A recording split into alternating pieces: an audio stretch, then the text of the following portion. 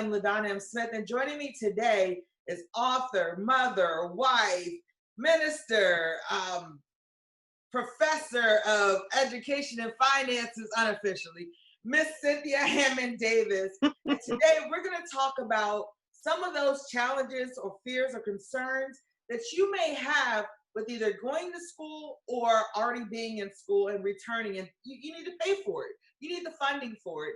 And with everything that's going on in the world right now with the pandemics and things that are going on, it could be kind of scary. We're trying to help you avoid some of that and yet still get your education and be able to go to school, get the education you need so that you can get that dream job, that dream business, whatever it is that you're looking for. So Miss Cynthia Hammond-Davis, welcome to PGCMLS. Thank you so much, LaDonna, for having me. It is my pleasure to be with you all today.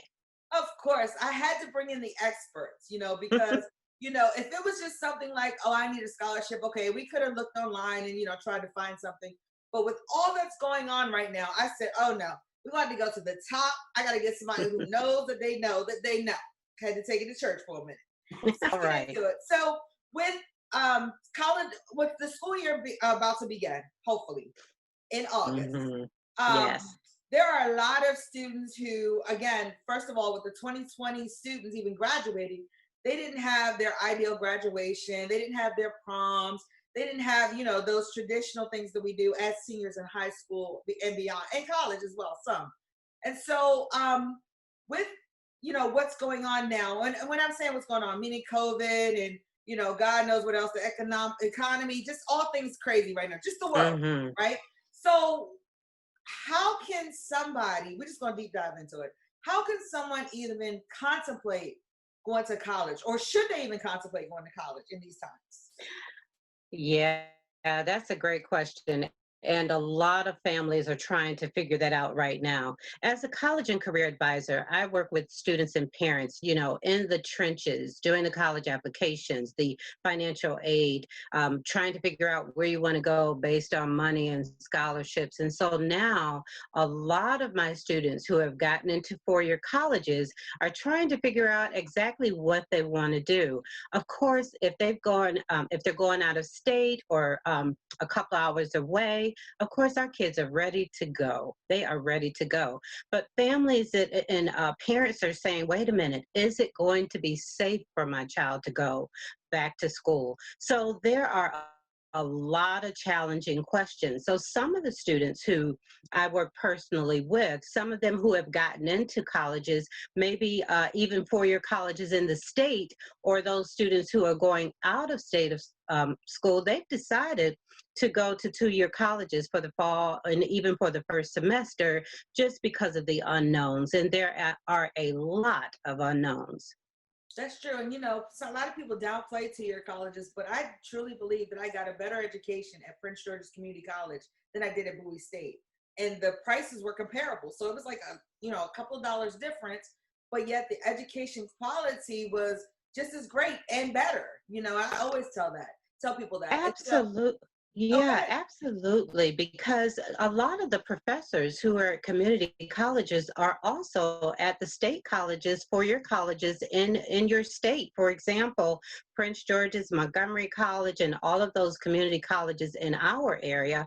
A lot of those professors may be also at Bowie State University or at the University of Maryland, and they're still at the community colleges. And the great thing about community colleges, they give you the general studies, okay? They give you the general studies, and then you can transfer those credits to the four-year college. They have matriculation agreements and articulation agreements with a lot of the colleges in our area, and I'm sure colleges across the nation have agreements with their community colleges that they will accept those credits and transfer them to the college. And the good part about it, like you said, it is very inexpensive. Right now, the state of Maryland is in its second year of the Community College Promise Scholarship. And that scholarship can go up almost to a full ride for students going to a community college if you meet particular criteria. So there's paperwork, of course, there's a lot of things that you have to do, documentation for the Maryland state. You have to fill out the FAFSA form. But yeah, so the first 2 years could be for some students very inexpensive and then transfer to that four-year college. And again, because we are in this pandemic, a situation that we have never seen before. And because colleges are scrambling, trying to figure out what to do, and we have the guidelines of the CDC, we have the COVID-19 spiking and piking in some areas. So colleges that thought they were going to open in the fall may have to readjust and may have to say, no, we're going to be online. That's another thing. SAT, ACT for our students who are rising 2021, a lot of students are trying to figure out, where am I going to take this SAT test? When every time I check the website or try to register, things are being canceled. I can't get in. You can't, you're staying on the phone for hours, maybe 30, 40 minutes just to get some information from the SAT. So there's a lot of things going on right now. So, I would just say for parents, what I can say to parents is make sure that you, as a family, are making the best decision for your children and making sure that that decision keeps you all as safe as possible. So when just piggybacking off what you said just now about, people making the best plans, a Mm-hmm. parent or a student may say, I looked on the website, the SATs have been rescheduled or postponed. I can't take the ACT. I can't do, I can't do the testing or the admissions because the college offices, nobody's really monitoring it, possibly monitoring it. Let me say that.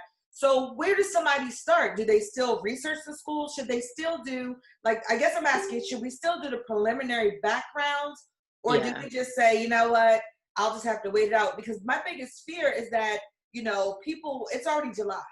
And so people will start, trying to scramble at the last minute, and then the college systems will go down. All kinds of things can happen. So where do you even start to even consider Right. college? So that is the number one question that I have from parents every day, especially for our students who we call our rising seniors, the class of 2021. Most of those students would have taken the test in June. But of course, that was canceled, and now September is canceled. And so now they're looking at October. But the colleges have also taken a different role in this as well. Some of those colleges that have been SAT, ACT, you've got to bring it to the college, a lot of them are going test optional. And so, which means that if you take the test, fine, you can send your scores. But if you don't take the test, or you took the test and you're not happy with your scores, you don't have to report them. Now, it's important for students to look at the college's website. There are some places and organizations that have a list of colleges and their decisions, but since this is changing every day, every week, I would definitely tell students to go to the colleges that they're thinking about applying, look on their website, because the first thing you're going to find is COVID-19 changes. When you click on that, you will see the changes. So for example, testing options. You want to make sure that if this is a college that's test optional, that is also applies for their scholarships, their merit-based scholarships, because you can be test optional to get in, to be admitted. But sometimes colleges will also want a test score to consider you for merit-based scholarships. Now, a lot of the colleges that I've looked at, Towson University, some other colleges as well, they are saying that regardless if you take the test or not, if you come in test optional, you're going to be eligible for those scholarships that you qualify for. But that's a very important key when you're talking about test optional. And a lot of colleges have decided to waive that test for the class of 2021. But again, I would say make sure that students and parents are checking those websites daily. Let's kind of backtrack for a second, because we may have someone who's first generational college students, parents never went, grandparents, etc. So we're mentioning SAT and ACT. Now I know what they are because I took it. I didn't put my best foot forward because I was just like, I'm going to community college. I don't need no SAT scores for real.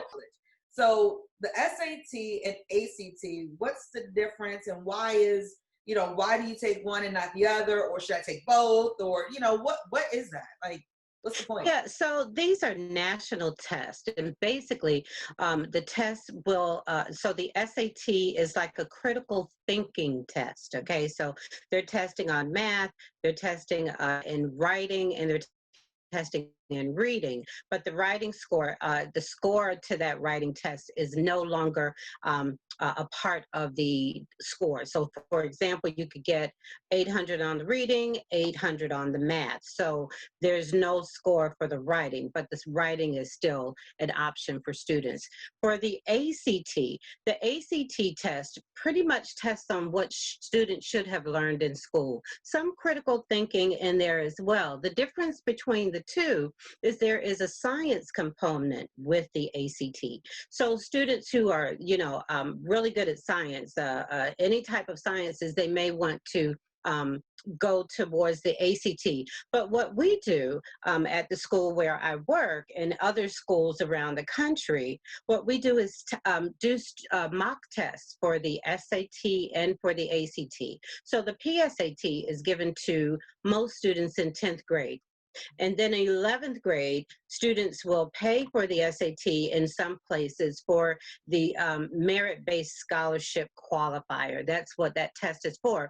But what it does, it gives schools an idea of what students are scoring in that PSAT in 10th and 11th grade. And then they may receive like a mock test for ACT. So there is a committee mostly at every school, or hopefully at every school, or someone who could look at those tests and say, based on what you've received in your mock ACT and your PSAT, we think that you would probably do better in this test versus the other test. We don't tell students which test to take. We just suggest certain things. So say, for example, they did better in the ACT, which you have to have a 36 as the top score. For SAT, it's 1,600, 800 on each section of the test. So if they did better on the ACT, then we tell students, let's get some prep with that ACT, prepare you for the next test that you will take to help you get into college. Same thing with the SAT. So I would tell students, making a long story short, try both tests. See if you can take a practice test on the SAT and the ACT, see which one you do better on, and then focus on the one that you have done better on and work with that. Some students take both and turn in those scores to both schools. It's totally up to the strength of the student. With the testing process being optional now, I wanted to kind of get back on that. For me, I'm gonna be honest with you, that's a little concerning to me, because I know that there were several students when I was in school as well who had to take remedial classes. They had to take prerequisites to even get to their core classes. And what I would not like to see is colleges start to backtrack on their curriculums to kind of accommodate more people just to get people to go, opposed to, having a standard and saying, hey, these are the basic core competencies, reading, you have to be able to read on this level, writing, somebody may have been just passed through school. I'm just gonna be honest with you. And just, promoted to the next grade, but they say they're in 12th grade, but they may read on like an 8th grade level. How are they even gonna be able to be successful in college, because I feel like they're gonna be spending more money, so it's almost like a multi-level marketing scheme at that point, because they have to keep investing more money to take this classes. And then if they don't pass, they got to retake that class. And if they can't keep up with this class, they got to take that class and go take this class to go. It just seems like it's more complexities opposed to saying, hey, let's somehow get these people, these students, these potential prospects prepared so that they can be able to go ahead and have a successful career, get in, get out after your 4.5 years or whatever the case may be, etc. So do you still, go ahead. No, go ahead, jump right in. Yeah, so colleges are going to be looking at a variety of things. So all of the colleges will receive something from the school called the school's profile. So the school's profile basically says, here are the courses that are available or were available to every student at my school. So they will look at those. It's going to, be their core classes, the regular classes, their honors program if they have one, AP, advanced placement, if they're IB, international baccalaureate, any type of college preparatory courses as well at the school, even dual enrollment, which means students are going to college and school at the high school at the same time. So the strength of that transcript is going to be very important. And so colleges are looking for that strength. So they're going to look at the strength of that transcript, and sometimes they are recalculating our GPA, grade point average, that we have, the high school has, to their GPA based on whatever it is. So for example, our GPA, grade point average, is based on courses taken, the courses that students take. If they take an honors course, then it's half point more. If it's a AP class, and it's 1 credit more. So that means that if a student is taking regular classes, then they would just get, the 1 point and not the extra half or the extra point. So colleges are going to, again, recalculate that and take out, a lot of times, the electives. So they are only looking at the core classes, and they recalculate it according to their schedules at their school. Now I can't say this about all colleges, but some colleges will recalculate that GPA. So they're going to look at the strength of the courses that the student took, and then they're going to look at the classes that were available at that school for the student to take. So say, for example, a student received A's in regular classes throughout most of his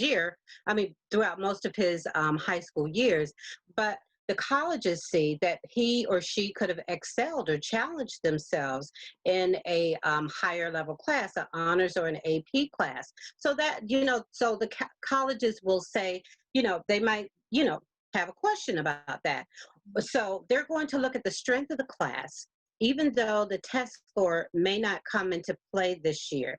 And I believe also there may be another assessment that the college may give the student once they've been admitted, before they come on campus, to understand where the student can be placed in English and math. And that's an assessment test. We normally know it as the AccuPlacer, but it could be called something else. So that will assess the student on what level, if the child is going to be, like you said, in a remedial course that's not credited when they get to college, or if they're going directly into college level English and math. And so I'm just sitting here and I was taking notes. I don't know if you saw me looking down every once in a while, but just so I can, kind of be clear for myself, because, I meet a lot of people, I work with a lot of teens. And so the first step, I guess, in our career path, before we even think about funding, we're getting ready to move to that part. First step would actually be to decide the career path that I want to be. What do I want to be when I grow up? Yeah, it could be. Go ahead. I'm going to let you finish. All right. Then the second step would be to decide to take the SAT, the ACT, or both, depending on that path. The third step would be to research the schools that would be best suitable to educate me in that path. And then 4 is to apply to those schools to even see if I can get admitted to those schools. And then 5, we get to paying for the schools. Is that correct? Yeah, that is correct. That is correct. But I'm going to just readjust it just a bit That's what I want you to because do. the reason I meet with parents and students, and the reason why I wrote this book called If I Knew Then What I Know Now, College and Financial Aid Planning from a Parent's Perspective, we cannot start this college process in 11th and 12th grade. This conversation has to happen much earlier so that students are already, by the time they get to 11th grade, they're thinking about the colleges that they're thinking about applying to. So they kind of have like a list. It could be a list of 50 colleges, but at least they've done some type of research, okay? The other thing is to make sure in 9th grade, when that student comes into high school, the parent and family knows those courses that they are, their students are going to be going into that first year. That first year is crucial in high school. And that's why I always tell parents, let's go back to the beginning. Because if you set it well the first year, then going up gets easier. But if you don't set it right the first year, if the foundation is shaky, then it's hard to build on that foundation. So basically what I'm saying is that parents and students, if at all possible, need to understand what students are taking in that first year. Now, when I say that, it could be regular courses, it could be 1 or 2 advanced courses, and then build upon that. So that's important. Then you will decide, some counselors and colleges and people who are, good with data and all, as far as the test score is concerned, SAT, ACT, it's best that a student has taken at least Algebra 2 before they take a practice test or a ACT. And I see you shaking your head. But Yes, I'm just having a mental flashback. I'm sorry, I had a mental flashback. That's exactly what I'm saying. It's important for students and parents to know what the foundation is in 9th grade. So is your child coming in from pre-algebra from the 8th grade or algebra? Okay, so if they're coming in for algebra, then that means they're taking geometry, and then they're going to take algebra 2 in 10th grade. But if they're taking algebra first in 9th grade, then geometry in 10th grade, algebra 2 in 11th grade, if that's how the courses are at the high schools. Could be totally different. But we're saying that if they've got that, at least that math, then they should do okay on the SAT. But the important thing is to have time to practice. And there is, through the SAT website, there is a company called Khan Academy, KHAN, totally free. So students can study that test as of like 9th and 10th grade, just to take a practice test, to understand the SAT, to understand what's available on it, what's going to be expected of them as well. So when we talk about planning, we plan ahead from 9th grade, 10th grade, 11th, and then 12th grade. And so students are at 9th grade, they are setting their foundation. They're thinking about, we're taking them through career assessments to think about, what they might want to do after high school. But no, that's going to change because we'll assess them in a career assessment a couple of times, from 9th and 10th grade, maybe even in 11th grade. Some students still go in undecided, which is okay. It's okay to be undecided. So when we talk about planning ahead, we're talking about setting that ground in 9th grade, and then looking at some career options, doing some career assessment. 10th grade, doing some PSAT or some practice tests, even on their own if they can, through Khan Academy. or if something is available. There's another one for ACT, I think it's called Plan, and that's free as well. Some of it's free, but and also if you are weak in areas, oh my goodness, this is so important. Get tutored. It is very important for students and parents to know if there is a weakness, let's build on that weakness. And And not be then ashamed. Yeah, in definitely don't those get ashamed on it. in those strengths, those things that you are strong on, excel, go further. So, and when we talk about tutoring, it doesn't have to be expensive. It could be another student who's excelling in that who could tutor your child. And you give them a piece of candy, bubble gum, or pizza, or whatever. And because we're in this pandemic crisis, everything is pretty much online. So, and students know how to do the Zooms, and they know how to do, other things. So, it's important to get tutored. So, yeah. So I would just say career assessments, trying to figure out what the student wants to do, making sure they have that good foundation in ninth grade to build upon in 10th and 11th grade. And then practicing the test, and then in 11th grade taking the actual test, and if you have to take it in 12th grade again, then take it in 12th grade again.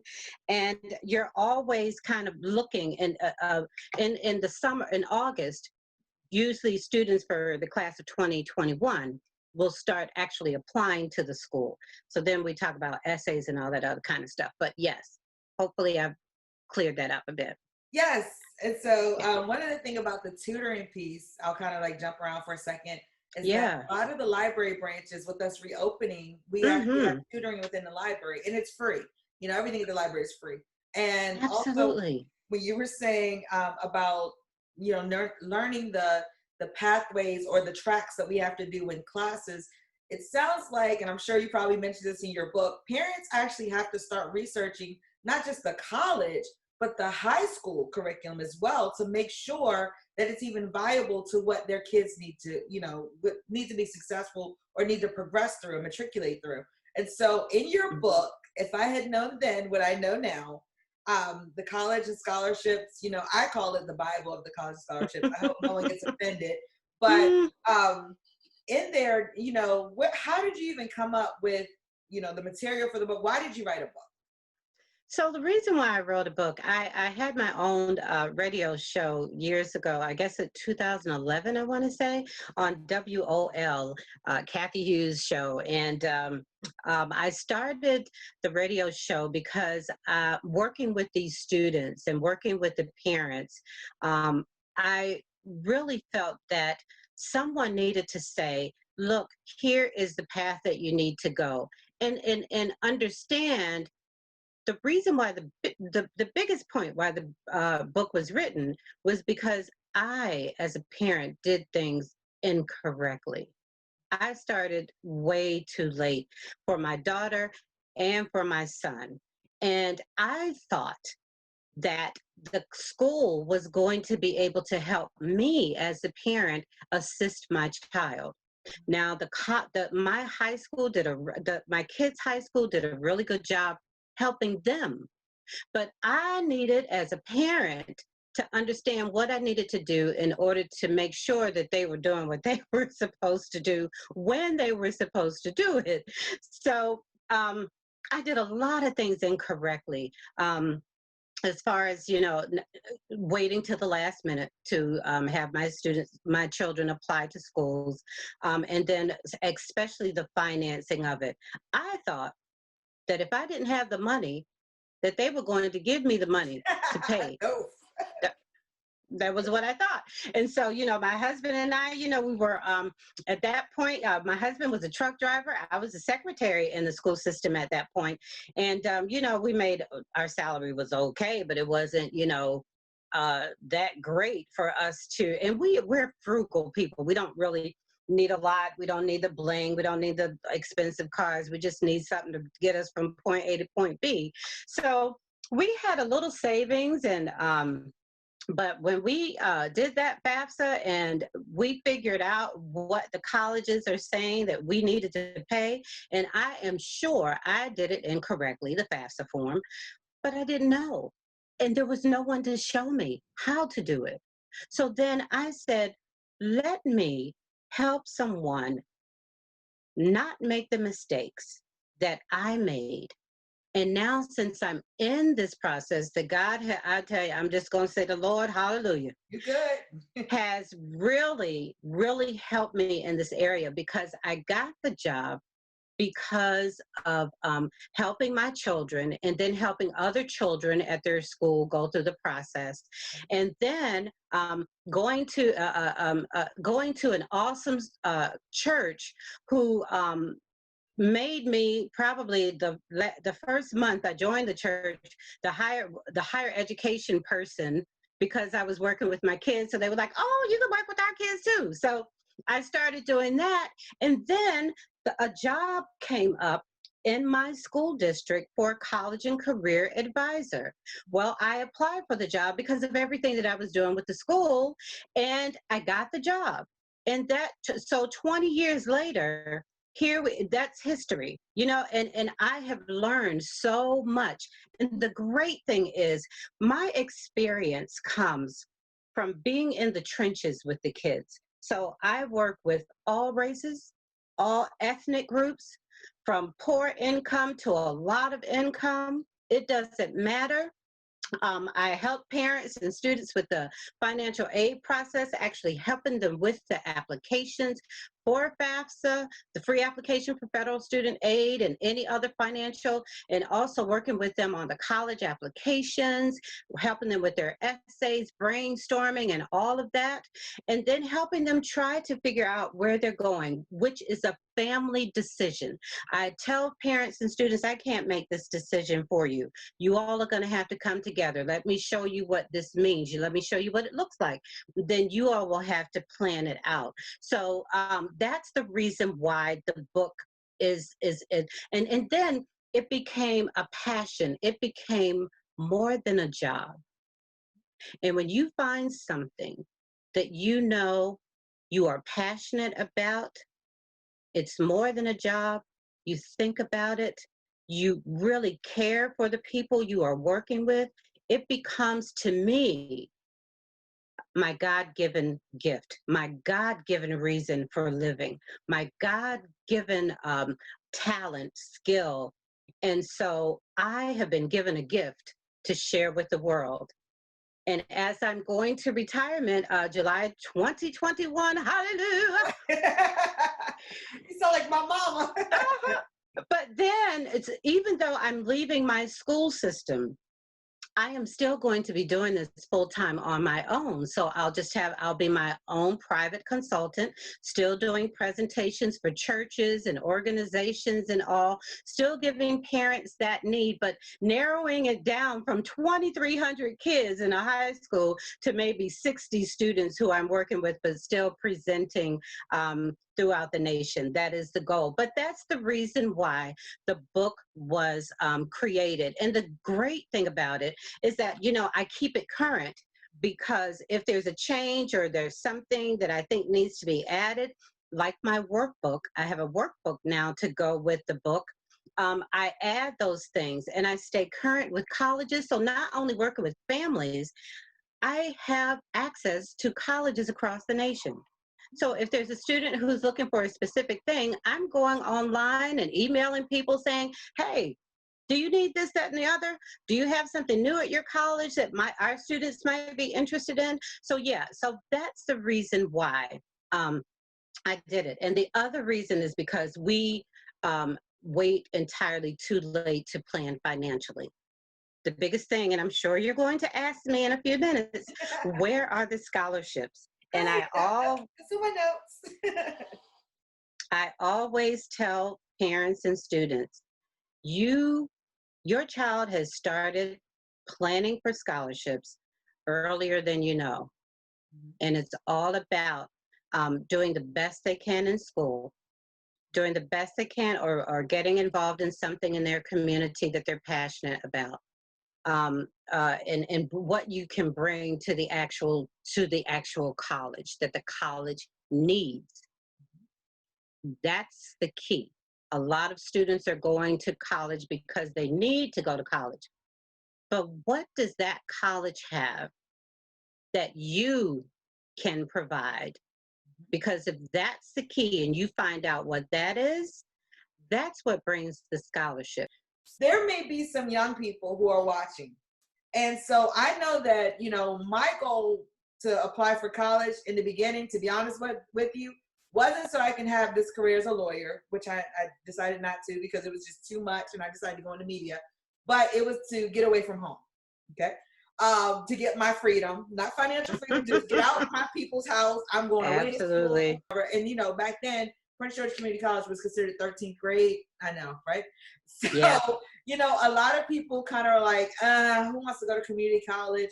So my question I'm trying to get to is, there are going to be some students who have the dreams of going to school, who, have researched the college that they may want to go to, know that they may qualify for some scholarships, but they're denied admission. So how do you prepare a student for the potential, just like when we're applying for jobs and, trying to, network and things, oftentimes we get, sometimes, I'm not gonna say often, sometimes we get more no's than we finally get that yes. How do you, or what advice do you have for a student? I know I just kind of pulled that one right off the hat, to prepare mentally for the process of, getting there before we even talk, then we'll get to financial aid, but to even prepare for, even going through that process. Yeah, I'm so glad you brought that question up because I do have a conversation with my students. Again, I try to build relationship with them. And so the biggest thing I tell them is we want you to apply wherever you would like to apply. But know that some colleges have a specific amount of students that they can they can, admit every year. And they're only going to admit a certain students who they have to provide financial aid. They're only going to permit a certain students who, might meet the merit-based scholarships. And even though they're going to admit it a lot, there's this thing called yield that a lot of the colleges are looking for. And if they meet that specific number, then they know that they're okay. So even though you may not get into the school, and we always say this for the University of Maryland, because we have a lot of students who want to apply to the University of Maryland and get admitted right away, know that over 35,000 students are applying. And they all may be wonderful students, but there's only 5,000, maybe 45,000 seats available. It does not mean that you are rejected. It doesn't mean that they did not want you. It just means that you are a wonderful candidate for that specific college, but for some reason, they couldn't have you come in that ground level, for the freshman year. Try spring admit, or try going to a 2-year college for the first year and then transferring in, because the biggest I would think the biggest time for colleges to have criteria and qualification and an admission problem is that freshman year. But try it again, maybe after you've taken some courses at a community college. So that may help. So I tell students all the time, just because you get denied doesn't mean they're rejected, and it's a personal thing. And I always tell them too, it's not the college for you then, because the one for you, you will get in, even if you have to take another path to get there. You're just looking at 1 year. Look at 3, 4, 5 years down the road. You may not be able to get in the path you wanted to get in. You may have to take another road. Take that road, because that road will lead you to where you should go and where God's destiny is for you to go. So is it better to apply for a bunch of colleges, or is it best to, I mean, like as far as, I've researched, I may find, a good 20. Would it be best to apply for all 20, or out of that 20, kind of minimize it? Because I know those admission fees can kind of be kind of costly. And if I haven't been saving my pennies since I was a little kid, or my family Yeah. doesn't have a college fund, I'm already kind of taking away from being able to pay for college. Just from applications. Go ahead. So I would definitely say when it comes to actually sitting down and applying to the school, back it up for a minute. Okay. So if you want to apply to a college, have you done your homework? Have you reached out to the college representative and had a conversation? Just saying, hi, my name is so-and-so. I'm interested in attending your college. I'm interested in applying for that, or I'm not sure what I want to do. Have a conversation with that college department. It makes a whole lot of difference. Okay, so then once you start getting those responses from the college, they will start looking for your application. So what I'm saying is sometimes students will just say, oh, I want to do this, I want to do that because my friend said this, my friend said that. It might be a good fit for your friend, but might not be a good fit for you. Absolutely. It might have been a good fit for your family and your grandparents and the great-grandparents, but it might not be a good fit for you. So it's always good to contact the college to make sure they have exactly what you want. Okay, so you be the consumer, you be the smart consumer. Make sure that they have exactly what you want. Sometimes that narrows down your colleges that you thought you want to apply to. So I would say, I know students who have applied to one or two, and then I know students who have applied to 20, 25. I'm like, oh my Lord. Now what if you get into all of those colleges? How in the world are you going to decide which one you go to if you get good financial aid or good scholarship from all of them? That's that's the extreme for me. But I tell students to do this, and parents to do this according to your budget, because like you said, college fees can run anywhere from $25 all the way up to maybe $75 or $100 a pop, and even more than that. Now, if students are on free and reduced lunch, or if there's been a economic problem because of this COVID-19, a lot of people have lost their jobs. There is a way, or maybe a way, for the students to receive a fee waiver. But those fee waivers may be up to like 4. You get 4 fee waivers, so you can apply to 4 schools. You could also, there is, for students who are interested in HBCUs, historically Black colleges and universities, there is a Black Common application, and that that is the ability to apply to a good amount of schools, paying only $30 or $35, period. That's it. When I was in school. I know, right. And so, and we've seen this to be a proven fact. If you go through this Black Common application, you can apply to those schools. Now, I haven't heard in the past of any colleges asking for that fee. But again, do your research first so that it's not as costly. And so parents do have to come up with a budget. How much do you want your children to apply? Look at those fees and understand those fees. And yeah, so that's that. There are fee waivers available for the college if the student qualifies for those as well. So did I answer the question? Absolutely. Sometimes I can go on and on. Okay.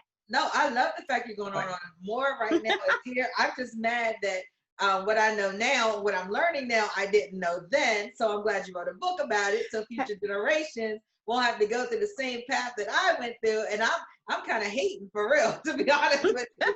But just in that, okay, so I get to the school, I've researched it, I'm admitted. Now I have to pay for it. Right. What in the world do I do? I've invested money in application fees. I've invested time in research, and I didn't even have to sit down and talk to my mama or my daddy or both or my grandma, whomever I'm with. So I've invested time, I've invested energy, I've invested money. I'm talking to my high school counselor. I've done all this. So now I got to come up with those Benjamins to pay for this stuff. Where So do I this start? is why I wrote the book, Perfect. because I paid entirely too much for college because I started too late. So what I tell parents, even if you don't have children right now and you're considering children, this is something you need to know. And that is the estimated family contribution that colleges and the federal government feel that you can come out of pocket at a minimum per year. You need to know what that amount is right now. So for parents who have kindergarten all the way up to high school, the biggest problem is a lot of parents in when their child gets right now, the rising seniors, my class of 2021, have no idea what the college and the federal government has said they need to come out of pocket with first. Mm-hmm. So what I do, and hey, I'm raising my hand because I was one of those ones that didn't understand that. Okay. Mm-hmm. What? Y'all expecting me to pay $10,000 a year? And I'm looking under the couch, under the pillow, under everywhere, trying to figure out where this $10,000 is coming from, and how did you all come up with that amount? Mm-hmm. Every college expects a family to come up with something, even if when you do, and the estimated family contribution I'm talking about is based on that free application for federal student aid that every family needs to complete. A lot of people say, well, I'm not going to fill it out because I'm not going to, qualify for anything. That's not the point. The point is for you to be the smart consumer and know what the college is expecting you to pay well ahead of time so that you can plan ahead through a college savings plan, through a retirement fund, which I kind of, don't want you to use your retirement. There's some other things. There's something called an indexed universal life insurance policy that is awesome right now. But you need to have a plan well ahead of time, because what happens every year, LaDonna, is about this time every year, and it's so sad. And I hurt every year. I will have a parent who has seen my Facebook page, or who knows a friend who knows me, and then they'll contact me now and say, Miss Hammond-Davis, I heard you were this lady who gave great scholarships, and you know all of this information and where I can. Well, I need about $20,000. My child is going to school in about 2 weeks, and I need to know. And I'm like, how in the world?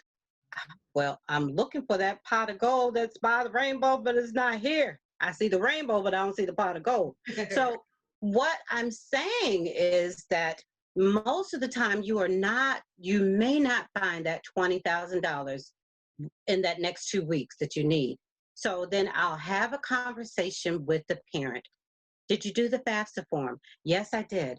And so they're saying that, we didn't qualify, so we need to come up with all these loans. Do you have any type of college savings plan or any savings that you could, consider? No, we don't have any. Well, maybe I'll have to, take out a loan. And I'll say, okay, have you thought about a plan B or plan C college that your child could attend, because you may not be able to pay the $20,000? Well, no, they got in, so I'm going to make it happen. We're going to make it happen. I'm like, okay. And on the inside, my heart is breaking, because I can identify with that, because that's the reason the book was written, because I did not understand. And my son and my daughter are in I'm not going to say their age, but they're up, they're yeah. my age.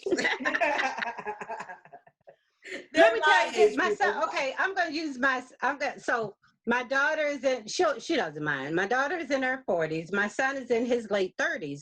I'm still paying, me and my husband, we are still paying for college tuition.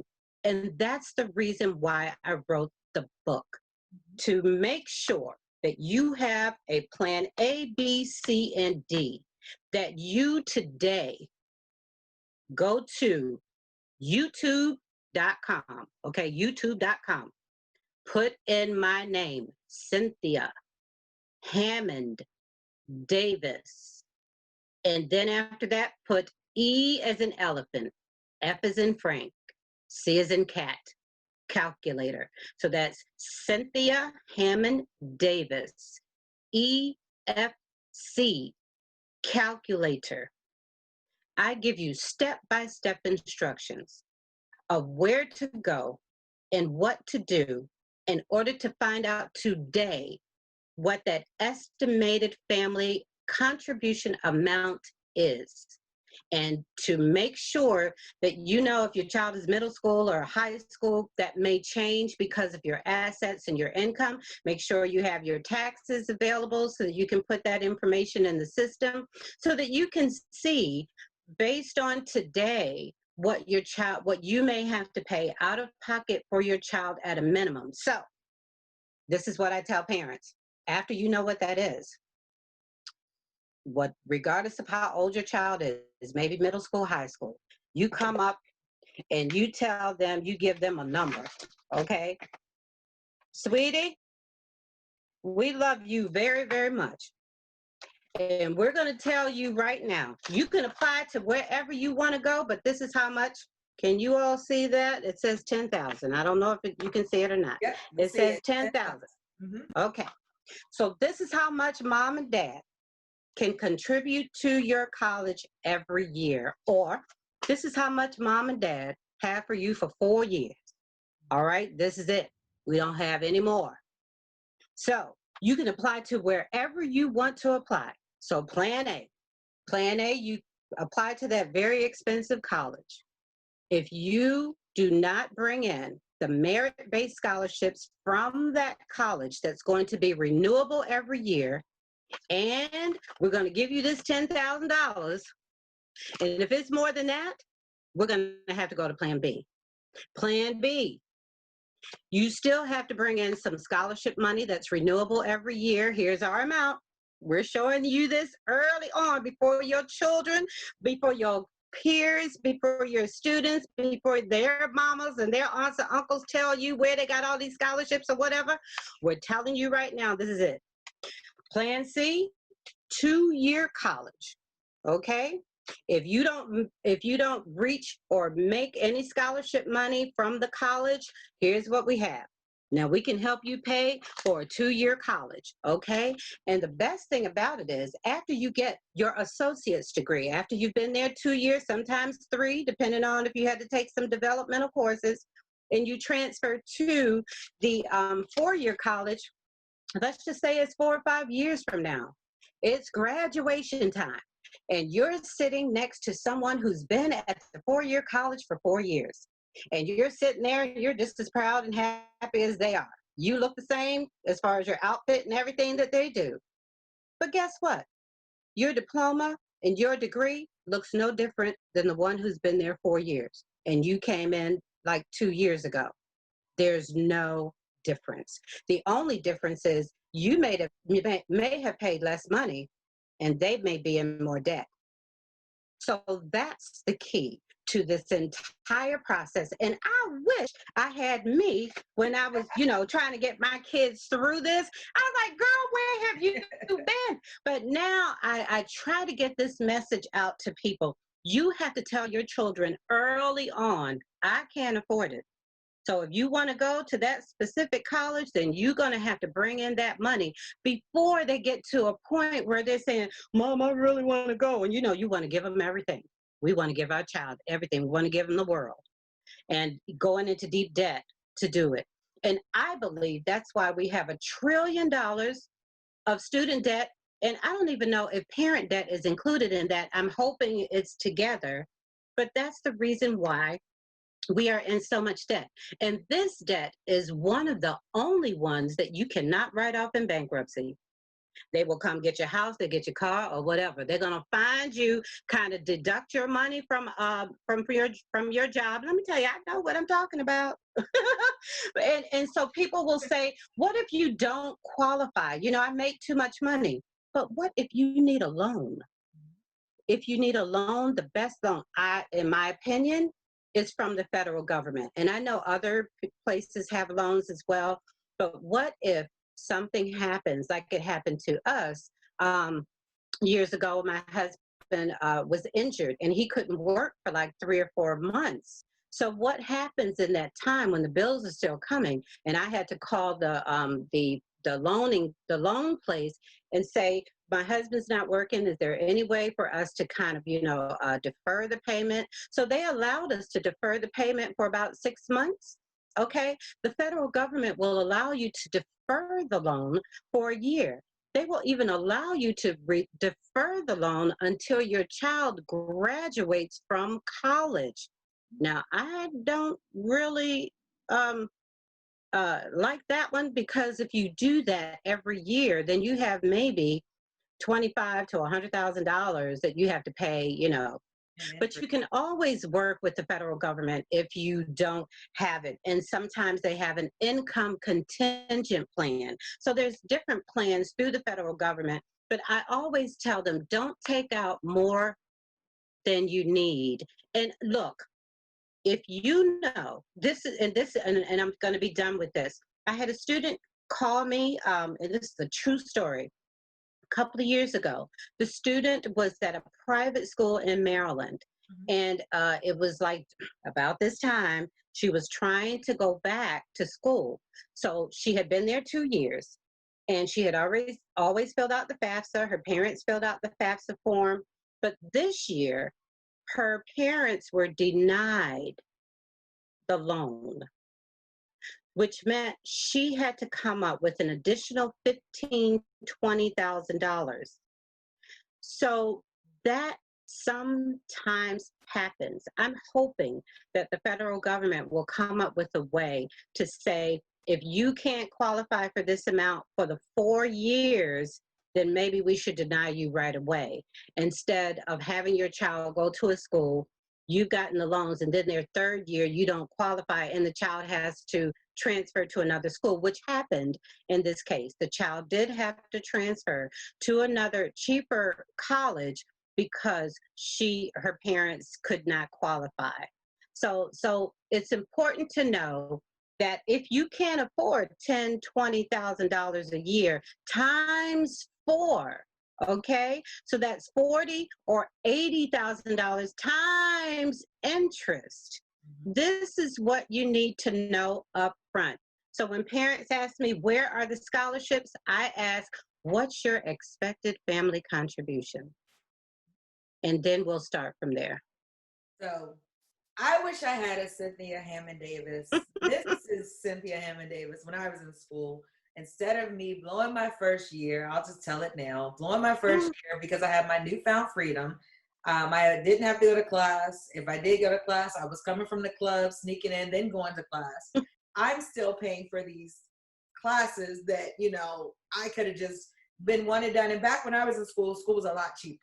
Okay, so I'm just getting myself too. So I just wish that we had a you, and I'm so glad and so honored that future generations have not only the you now, but the retirement you coming so that they can actually benefit from your knowledge and your expertise. And I don't call just anyone an expert. You have to know what you're talking about. So my first thing that I want to suggest to everyone do is not only go to the YouTube video that Mrs. Hammond-Davis, I keep wanting to say Miss, but Mrs. Hammond-Davis. Okay. No, you told me about breakfast this morning, so it's Mrs. Oh, that's right. So Mrs. Hammond-Davis, go to the YouTube, look at the websites that she gave, take the practice test, but also go to, if you don't have this book in your local library system, or you can't find it online, Mrs. Hammond-Davis is on Facebook. What's your Facebook? So they can get it directly It's from you. it's Cynthia Hammond-Davis. They can also go to my website, collegeandcareeradvice.com. All one word, and is spelled out. Collegeandcareeradvice.com. And you can just click on, purchase the workbook. It's on Amazon. You can reach me at CHD, which is Cynthia Hammond-Davis, at collegeandcareeradvice.com if you would like to purchase it from me, and then I can mail it to you. So either way, you can definitely get the book and the workbook. They work together. Why you can get the answers that you need sufficiently, because we're all home for COVID. We're all Yes. sitting at home. Reach out to Mrs. Hammond-Davis. Get those questions answered. Now, I'm not going to say she's going to do it instantaneously, because there's a bunch of us who are reaching out to her, but at least start the process. Go have your conversation and then ask the questions. You see where you're a young person or you are, and then have your questions ready. That way it'll be efficient. You'll be able to get exactly what you need, and she won't be sending you a bunch of messages like, what are you talking about? It'll be specific so that she can give you. And get the book, go to YouTube, talk to people, just get your game plan ready. All right?